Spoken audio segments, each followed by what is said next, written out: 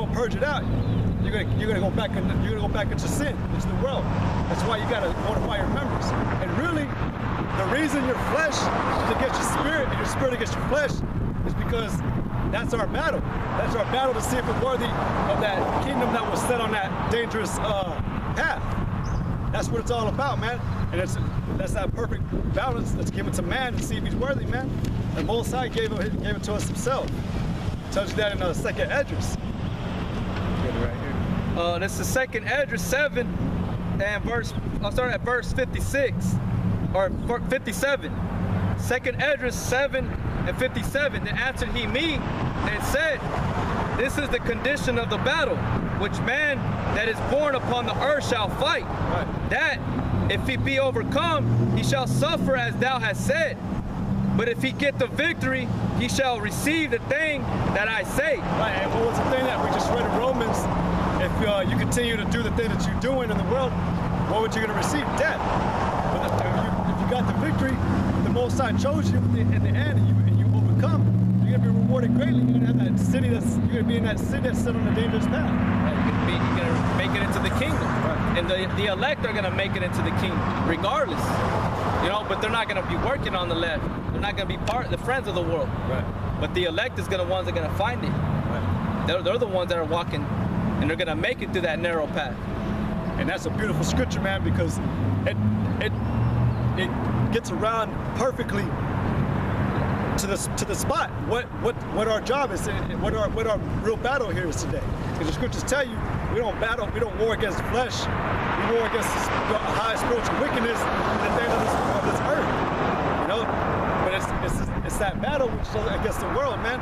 We had a battle against these demons trying to come against us, our own minds, our own household. This world, wanting the world. Yeah, wanting the world, because you know we want certain things in this time, man. We're not going to get it. You got to wait till you're in the kingdom, man. And like we always know, like we read in 2 Corinthians, the things of this world, man, they're just a shadow of things to come. The things that, like Kazar brought out a week ago, everything you see today in the world, man, is like in its lowest form of glory. You know, this ain't nothing, man. We already know we're gonna have the streets of gold. Your whole house is gonna be made out of gold. Your kitchen cabinets are gonna be made out of gold. You're gonna have gold maybe falling from your ceiling all the time, little dust gold dust, man. But you gotta wait on what's coming now or next, man. But you gotta see if you're worthy of that great tribulation that's to come too, man. This is second Esdras 14 and 13. Now therefore set thine house in order, and reprove thy people. Comfort such of them as be in trouble, and now renounce corruption. Right, and renounce corruption. So put up that old man. Get out, purge out that wicked leaven. You know? And it's like I said, set thy house in order. And that's our job, man. We gotta come out here and put our people in order, but they ain't gonna acknowledge it. But first it says set that your house in order. I mean, an individual. They ain't go out. Right. They ain't go out and reprove thy people. You gotta first make yourself right, and you gotta battle and fight it. And it says, verse 14, let go from thee mortal thoughts, cast away the burdens of man, put off now the weak nature, and set aside the thoughts that are most heavy unto thee, and haste thee to flee from these times. Right. Really, you want to get out of America because you realize it's wicked. You know, we're not out here just because we have a thing against the white man or these people, or because we're mad at everybody. It's because of the wickedness that goes on in America and the whole world itself. And what y'all people, and what you 2/3 niggas Latinos are doing. Y'all constantly going out. Y'all getting ready to celebrate one of the main most wicked holidays, man, that the white man portrays, having to do something with the Bible. You know? So, you know, that's why the scriptures say that haste to get out of this place, because it's nothing but wickedness. You know? Got that demon Trey driving around, man. But yeah, man, you know, point is, you gotta cast out this flesh. You gotta get your own self right through this word to be how about Shemi Awashai. Stop worrying about it. Stop worrying, really. Stop worrying about what's gonna happen, because we're gonna go through it, man. And if you're the elect, the Most High's gonna keep you. He's gonna watch over you. Like I said, put off these mortal thoughts. just to have faith, really have faith, man. Abide by the commandments, and Lord willing, you may be all right. You know, and that's the whole thing. Hope. This is Colossians 3 and 1. If ye then be risen with Christ, seek those things which are above, which Christ sitteth on the right hand of Yahweh. Set your affection on things above, not on things on the earth. Right. For you are dead, and your life is hid with Christ in God. When Christ, who is our life, shall appear, then shall ye also appear with him in glory. Mortify therefore your members, which are upon the earth, fornication, uncleanness, inordinate affection, evil concupiscence, and covetousness, which is idolatry, for which things sake the wrath of God cometh on the children of disobedience. Right. And see, and all those things that we're reading about is the things of the flesh, the things of this world. And like it said, set your affection. It says, set your affection on things above, not on things of the earth. So I was telling you the flesh is of the earth. And like we're always telling you, the things of this world, they're wicked. Or it says in 1 John that the whole world lieth the wickedness. So set your things set your affection on things above, man, which is of the spirit. Because we already know this Bible, what is it? The spirit, right? And Zerubbabel said even in First Ezra that, you know, women are wicked, children are wicked, the king is wicked, wine is wicked, everything's wicked here on earth. The only thing that's pure and righteous is the spirit, this truth. That's what he was saying in Colossians, that we should be setting our affection on things above, which is the spirit, this knowledge, wisdom, and understanding. It's this wisdom, man. It's not to be compared with gold or rubies. You got something? Yeah, this is a book of Ecclesiastes, chapter 1, verse 1. The words of the preacher, the son of David, king of Jerusalem. Vanity of vanities, said the preacher. Vanity of vanities. All is vanity. What profit have that man of all labor which is taken under the sun? Like you're saying, all is vanity, man. Like the scriptures tell you in Exodus, you just gotta be a pilgrim in the circle right now. Just get your daily bread, get what you need, man. Get the things that are sufficient for you, and then get back to your house, man, and just go through another day of hell, man. It's right, just get through it again, man. You know, really, man, like that movie I Am Legend with Will Smith. That's kind of a good example, because all those wicked ass demons that he allowed to be created, man, where would they come out, man, at night? But what would he do during the day? He'd go out, he'd hunt, get his food, get what he needed, and he knew that there was a certain time he had to get back home, otherwise he would die. He would die. Same way with this world, man, you gotta be circumspect, man, and know when to get in and when to get out, you know? You need to know when to get out. Right. Right. Because regardless, we're here in this world. We're here in America, and no matter where we look, turn, where we drive, what street corner we turn, there's wickedness and evilness at everywhere. All these signs out here, subliminal messages, music, subliminal. So no matter what, the point is that you gotta sway from them things. You gotta move away from them. You gotta know when to reject it. You know, when to turn it off, when to walk away from it.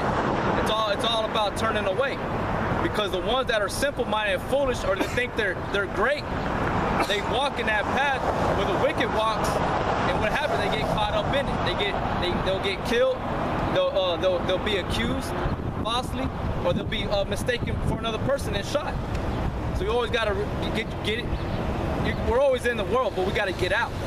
We gotta get out of certain situations. Spiritually, we're not in it. We're not walking according to the custom and traditions or the spirit of America. This is 2 Ezra chapter 16, verse 40. O my people, hear my word. Make you ready to the battle, and in those evils be even as pilgrims upon the earth. Right. So we got to be as pilgrims on this earth, because this ain't our place, our home. This ain't our kingdom, man. This is not what we're waiting for. This is not what we should be wanting. Because the apostles in Acts chapter 1, they're like, well, they asked Yahweh, will you restore now the kingdom of Israel? And Yahweh was like, no, it's not for me nor you to know the seasons or the times, but the Father. What was it talking about? When Israel the kingdom of heaven, Israel, was going to be restored. It was going to be, the rulership was going to be passed over, translated to Israel again. That's what that's talking about. And in those evils be even as pilgrims upon the earth. Right, so in the evil America, right, we got to be as pilgrims here. It's not our home. We should be waiting, looking for, like Abraham said in Hebrews 11, that we're looking for a kingdom or a house that its foundation is built upon God.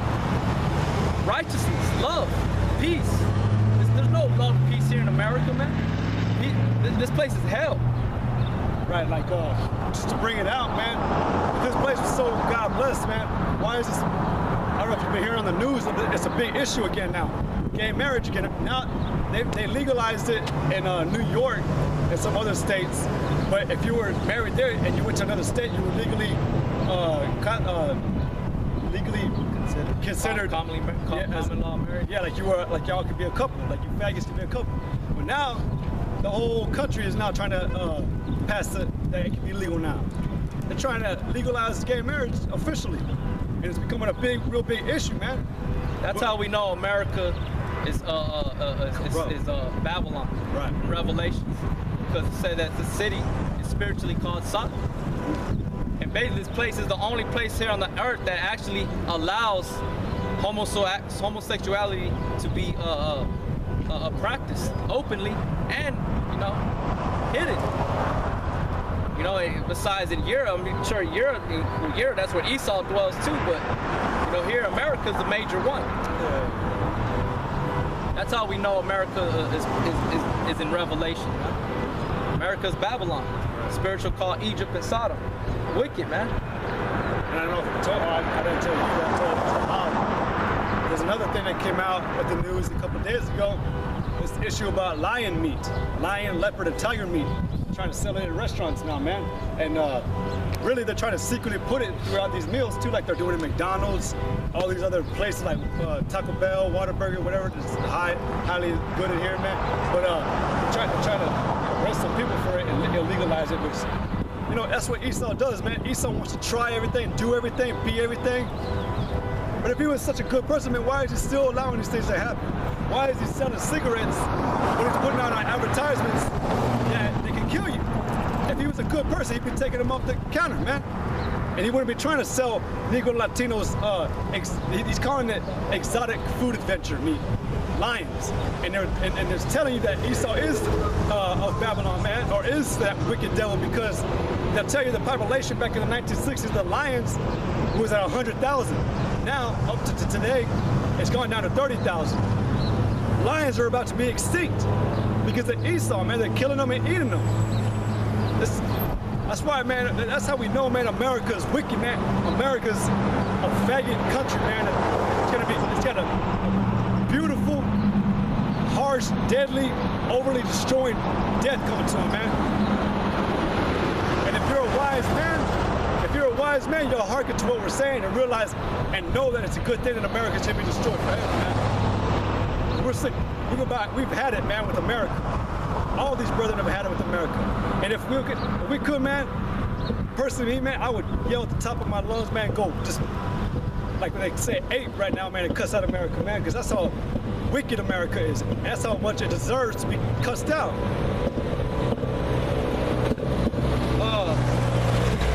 This is Hebrews chapter 11.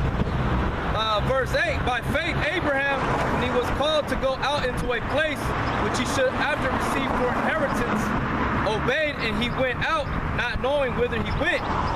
By faith he sojourned in the land of promise, as in a strange country, dwelling in tabernacles with Isaac and Jacob, the heirs with him of the same promise. For he looked for a city which has foundations, whose builder and maker is God. Right, and that city that he was looking for, is that same city we read to in the book of Ezra. He didn't, and that's the thing with the 2/3, man. They like we already know that doctrine out there is that paradise is already here, the second resurrection already happened. The people, the Israelites are back in the place where they're supposed to be. That's nothing but bullshit, man. But you Negro and Latinos, man, really you allowed yourselves to believe that because you you saw that you were going through all this hell in this land, and you probably just persuaded yourselves that, hey, I guess we are in the promised land. And that's why y'all are doing what y'all are doing, because you didn't want to endure no more. You know? But Abraham, man, and the true, real Israelites, man, we're still waiting for that land.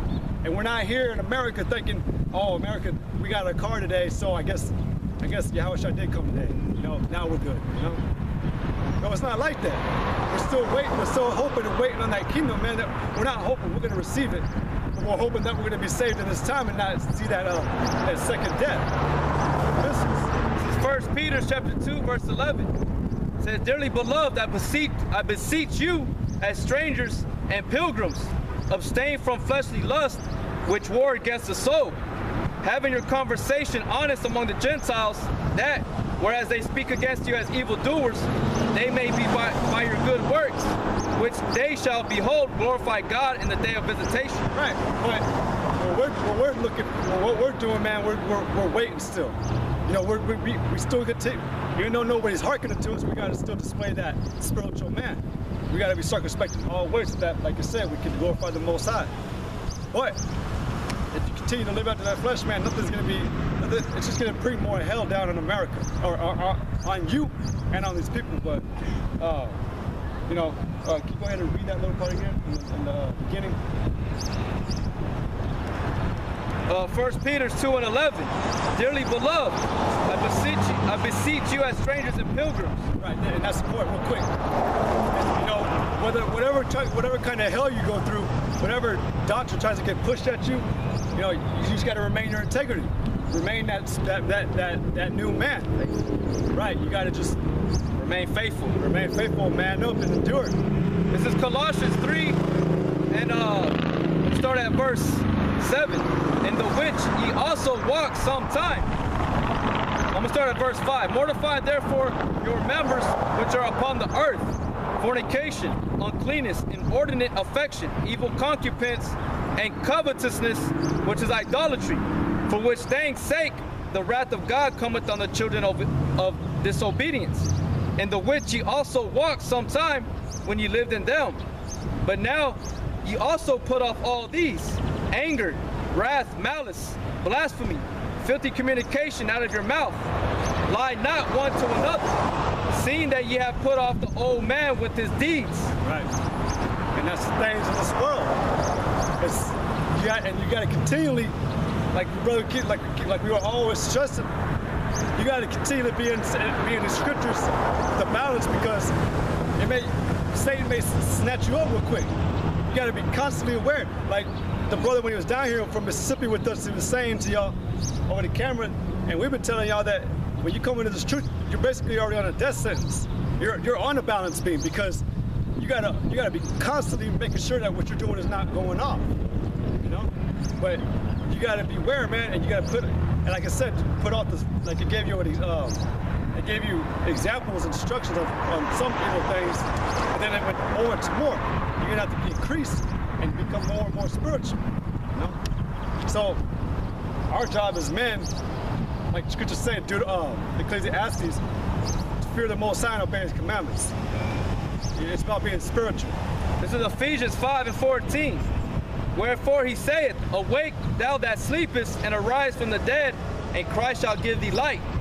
See then that ye walk circumspectly, not as fools, but as wise, redeeming the time, because the days are evil. Right. It says walk circumspectly, because the days are evil. Like, prime example, Easter. The whole world is celebrating Easter, and I know, I think it's like Japan or China, one of them squinty-eyed nations, man. They're celebrating the same holidays as us, man. But they're supposed to be worshiping Buddha, but they're over there celebrating Easter, you know, or a Korean or whatever. No, that just proves how wicked this place is. You got these other nations that have had their gods for generations. All of a sudden, man, they're starting to worship what America worships, Esau worships. So that's why it says to be circumspect. Because those doctrines, man, it's easy to fall back into a doctrine at Easter, man, because you want to just be comfortable again. You don't want to be circumspect no more. Because you got to be, this is our other job, man. This is our most important job. And this really is a 24/7 job. You know? This is 1 John 2 and 26.